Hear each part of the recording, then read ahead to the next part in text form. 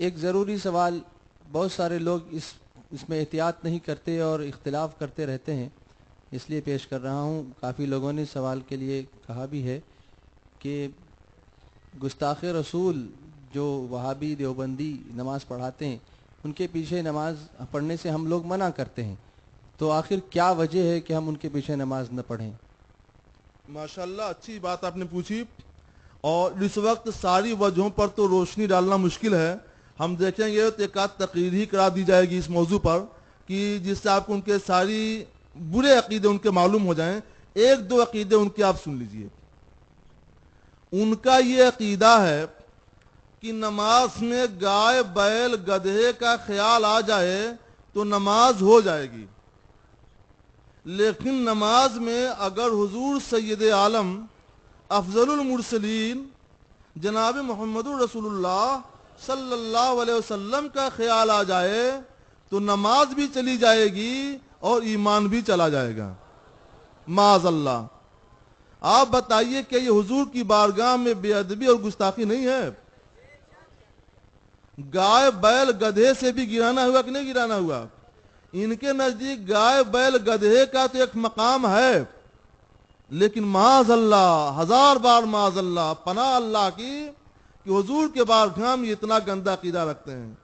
تو میرے بھائیوں، آپ کے سینے میں اگر کچھ بھی عشق مصطفیٰ ہے، کچھ بھی محبت رسول ہے، کچھ بھی ایمان کی بو پائی جاتی ہے، تو ایمان سے بتاؤ کیا ایسے کے پیچھے تمہارا ضمیر نماز پڑھنا گوارا کرے گا؟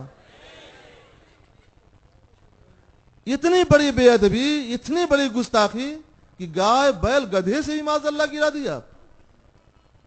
اور ویسے جہاں تک مسئلے کی بات ہے تو میرے بھائی آپ یہ مسئلہ تو جانتے ہیں کہ اگر نماز میں آپ کسی آدمی کو سلام کر دیجئے گا تو نماز رہے گی، چلی جائے گی، چلی جائے گی۔ یہی وجہ ہے کہ جب آپ نماز میں کہتے ہیں السلام علیکم ورحمۃ اللہ، السلام علیکم ورحمۃ اللہ، تو آپ نماز میں رہتے ہیں کہ نماز کے باہر ہو جاتے ہیں؟ نماز سے باہر ہو جاتے ہیں، کیوں؟ سلام کرنے سے نماز ختم۔ لیکن اگر حضور کی بارگاہ میں سلام نہ بھیجا جائے تو نماز ہی پوری نہیں ہوگی۔ اتحیات آپ پڑھتے ہیں نا، اتحیات پڑھنا واجب ہے، اور واجب کو چھوڑنے سے نماز پوری نہیں ہوتی ہے، ادھوری رہ جاتی ہے۔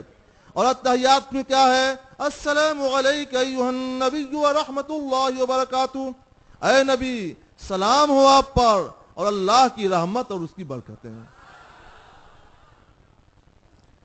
تو کیا جب حضور کی بارگاہ میں سلام بھیجیں گے، اور حدیث ابھی آپ نے سن لی، اس تصور کے ساتھ سلام بھیجیں گے کہ ہمارے حضور ہم کو دیکھ رہے ہیں، تو کیا حضور کا خیال نہیں آئے گا؟ تو حضور کا تو خیال آنا ضروری ہے، اور حضور کا خیال اسی کو آئے گا جس کے سینے میں حضور سے محبت ہے۔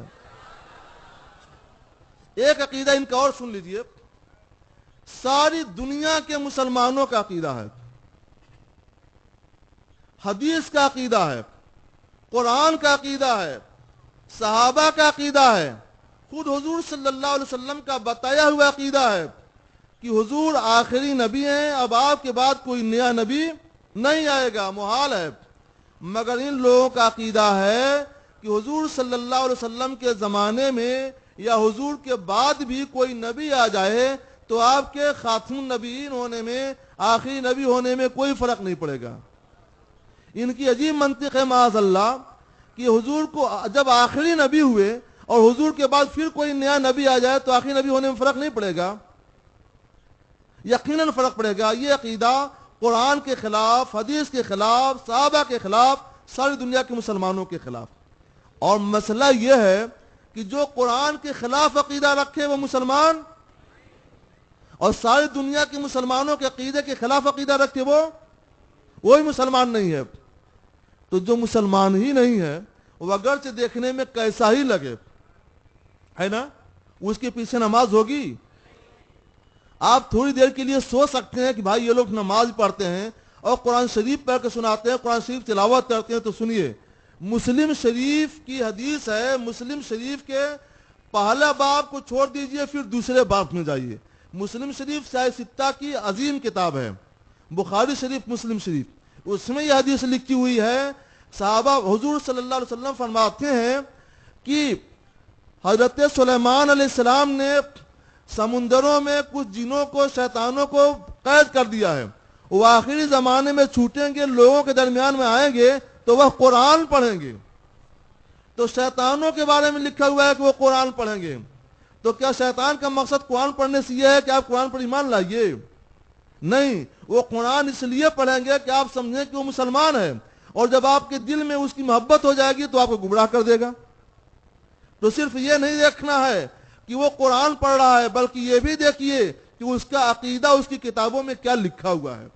یہ دو عقیدہ ہم نے بیان کر دیا, اور جو ایسا عقیدہ رکھے وہ مسلمان نہیں ہے. جو مسلمان نہیں ہے وہ اس کی اپنی نماز بھی نہیں ہے, اور اس کے پیچھے نماز پڑھنا حرام ہے, نماز نہیں ہو.